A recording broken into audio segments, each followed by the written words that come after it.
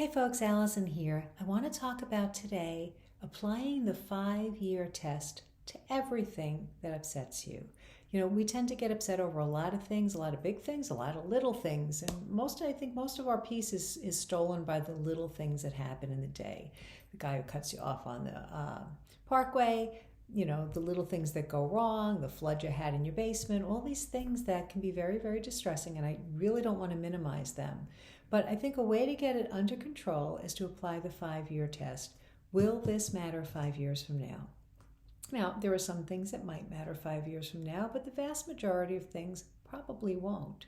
So maybe a disagreement you're having with your spouse, your kids, whatever it is. Will this really matter 5 years from now? And when you're thinking about that, I'd like you to think back 5 years ago. What were your big problems back then?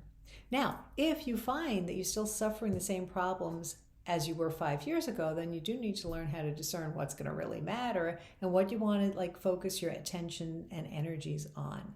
All right, when we waste a lot of energy getting upset, even about the flood in the basement that's going to get cleaned up and it's maybe really, really inconvenient, but it's probably not going to matter 5 years from now unless you don't address it and it erodes your foundation. But in most cases, it's an inconvenience, it's upsetting.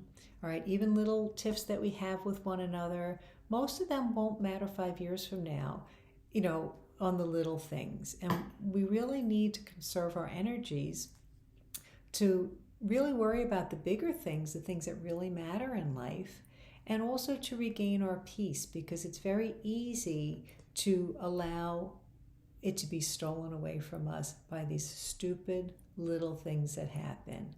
And along those notes, I know a lot of people automatically go to, oh, this is spiritual warfare. This happened, the phone didn't work, and there may be some truth to that, but I think you also have to be really careful about that, because I know some people, they think everything is spiritual warfare, and after a while, I think you're giving the devil way too much power in your life, because you're thinking that, he's behind everything, and now he might be. But also things just do tend to happen. So I think that if you are feeling like, let's say you have a big mission and purpose in life and you do feel like you're coming up against spiritual warfare, you need to seek out a spiritual director. And like I said, I think you got to be careful that we don't over-spiritualize some of the simple things that happen. And I'm going to give a little shout out to spiritualdirection.com, which is run by Dan Burke. If you really want to learn more about the spiritual life and find a good spiritual director, that's the place to go. Really, really solid, great Catholic principles, very important. Again, if you're feeling like, there are certain big things in life that you need to discern, that's where spiritual direction comes in really handy. Catholic therapist and a Catholic life coach can help you with some basic rudimentary stuff, in terms of Catholic guidance. So we do apply it in therapy, we apply it in coaching.